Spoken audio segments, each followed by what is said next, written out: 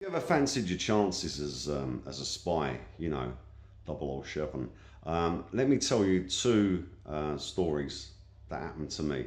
Okay, because I got detained by authorities twice on suspicion of spying. Okay, the first time was umpteen years ago. It was about 23, 24 years ago, something like that, and I'd gone to Cyprus. Okay, and the series of events that happened are just ridiculous.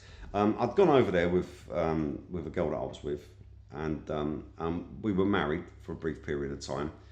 And when we went over there, we got married, and then we went on honeymoon. Okay, um, and we were staying at some hotels, sort of moving around, having a good time.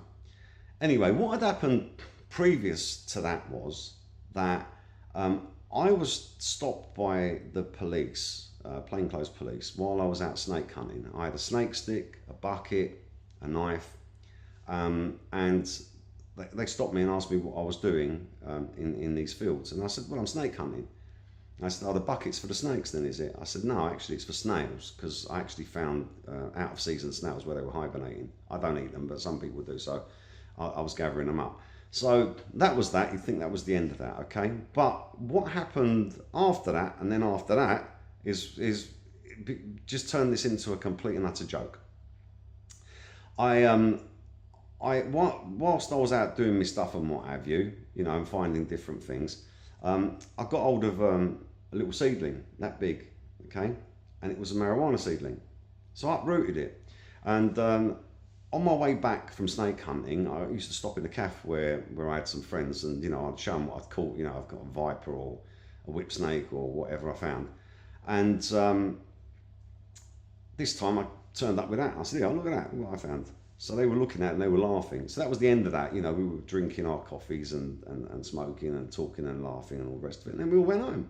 Now, some idiot took that, okay, and went and planted it. And someone went and grassed him up, okay? And he got arrested. Okay? And I didn't know about this. And I'd had a conversation with this other guy about a little FM transmitter I'd bought. It was that big and it had a little wire on it. It had a range of about 15 feet, I think.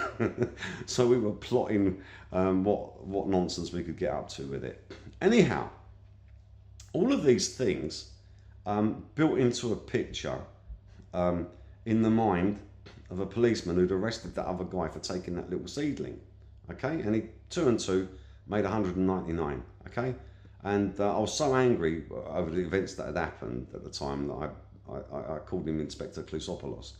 Okay, but here's what happened. I was at home, and it was the evening. I went to sleep and I had a dream. I had a dream that the police came in a blue Pajero and arrested me. In the morning, a blue Pajero turned up with two policemen in it and arrested me and took me away. And they took me miles away from home, and they locked me up in a cell with cowboy bars on it. Good job too, because I'd have freaked out if I couldn't have seen out. So that kind of kept me calm a bit. But I was saying to them, well, come on in, question me. What am I here for? Yeah, let me make a statement. What's going on? They wouldn't tell me. They wouldn't tell me what was going on.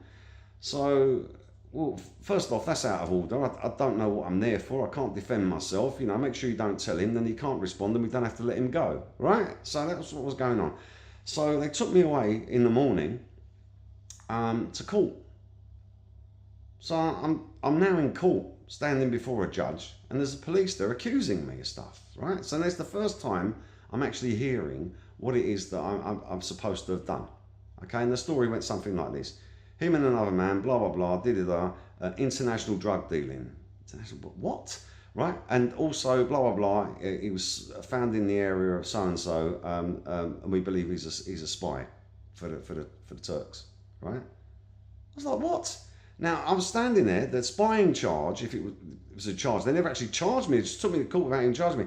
The spying charge was a hanging offence, and at the time, okay, and the international drug dealing was a life sentence. So I wasn't going to come out of this well at all, was I? So I was like, is this really happening? Oh my God. So the police came and they started reading out the allegations and said about this other guy and what have you. and that he'd been handed over to another police force, and that I'd been brought here to court here. Right? So immediately, you know, they haven't charged me, but they're accusing me in court, and the other guy that they claimed that I'm working with, they've given him to another police force. So he can't actually be questioned in court now. All right? So the judge wasn't happy about this later on, but here's what happened next.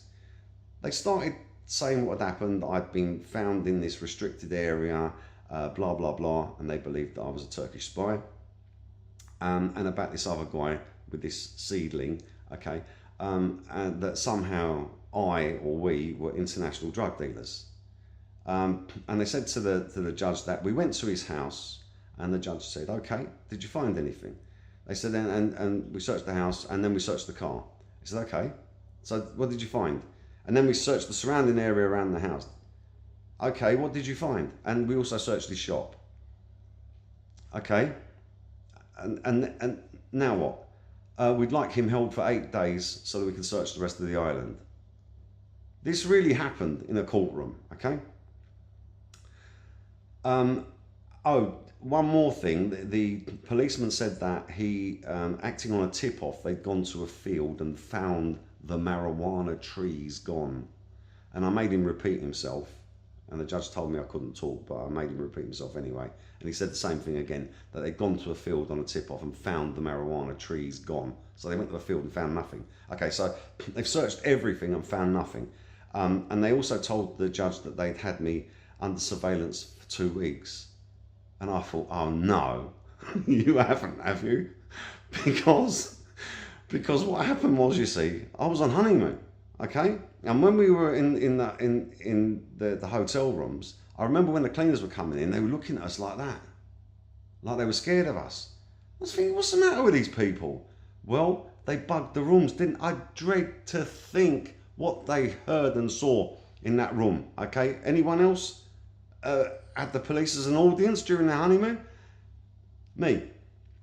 So anyhow, so. Once I realised that, you know, it was one of those moments that, you know, your hair stands on end, but I had all this other stuff going on too. So I kind of put that to the back of my mind as best as I could. And now the judge then asked my solicitor, do you have any objections to your client being held for 8 days? And she said, no. And I stood there and I thought, did she just say no? Is she kidding me? What is she here for? And then I just resigned myself to being locked up for at least 8 days, and goodness knows what was going to happen next. And the judge said to me, have you got any objections to being held for 8 days? Because I'd resigned myself to it by then, I said, I haven't got any objections whatsoever, Your Honour. And he said to me, what? And I said, I haven't got any objections to being held. And he looked at me like that. And then he started summing up. And he said to the police, you've had this man under surveillance for 2 weeks during my honeymoon. Yeah, great. Okay, you've had him under surveillance for 2 weeks. You've searched his house, his car, his shop, the surrounding area. Now you want to search the rest of the country. Hold him for 8 days and you search the rest of the country. Okay, and also you say that he's an international drug dealer, but you've gone to a field and you found nothing, and the other guy that you say was with him, you've handed over to another police force and you haven't brought him here. I find that very suspicious. He said, this is my summing up. My summing up is this. As far as the allegation of being an international drug dealer is concerned, there's absolutely no evidence whatsoever. So I can't hold him on that, and I'm not going to. He said, secondly, on this spying charge, you base this on the fact that he was walking in the military area, but that military area has free access for civilians, and he was snake hunting. So there's no reason to hold him for that either. So he's free to go. At that moment, I couldn't help it. I burst into tears because I thought they were going to lock me up, you know. Anyway, I got outside. There was two of the policemen there, the ones on the way to the court. One of them wanted to handcuff me, and the other two were arguing with him, saying, leave him alone, he ain't going to do nothing, right?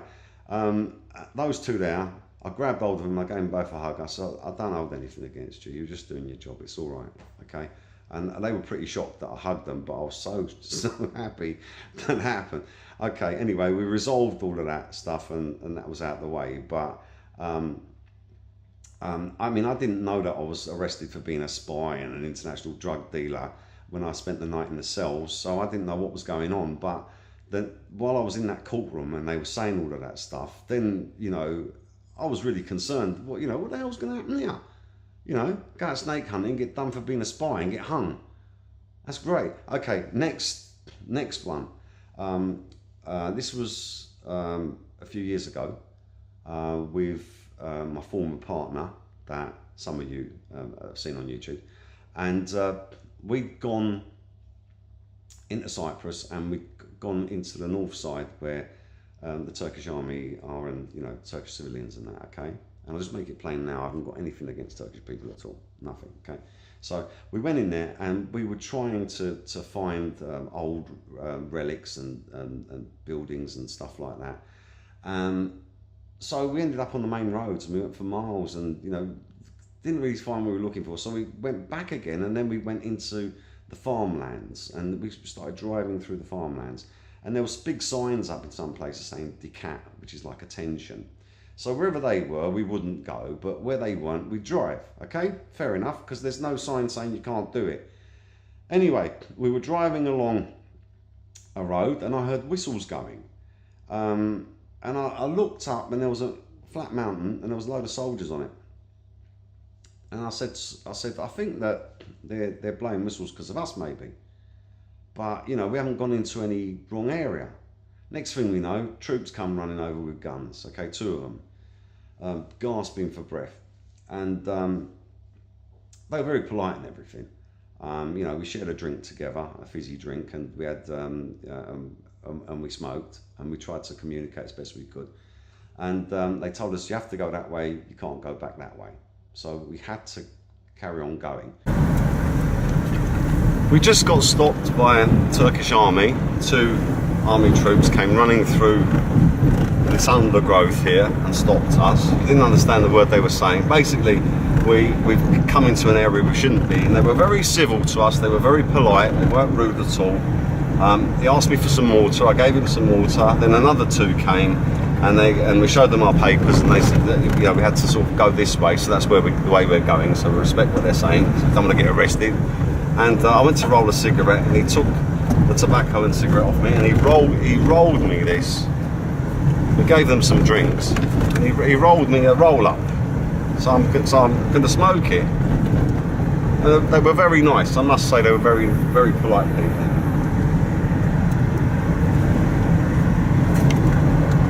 And we went for miles and miles. We saw all sorts of great stuff that no one's seen for years and years, like 40 years. People haven't seen this stuff. And then we got to a military base, and they let us through and stopped us on the other side and hauled us back. They were very polite. They weren't rude to us. They didn't touch us. They didn't do anything out of order to us at all. You know, they gave us water and stuff, but we were there for about 6 hours. Finally, after the commanders had come down and spoken to me, yes, I spoke to the commanders. They said, okay, look, listen, you can go. Right? They asked me what way we came through, and I told them, and they said, okay, because this has happened before, so, you know, we want to block that area. I said, all right, whatever. And they said, you can go, but you have to go with the police, all right? And the police came and escorted us, 1 car in front, 1 car behind, to the police station.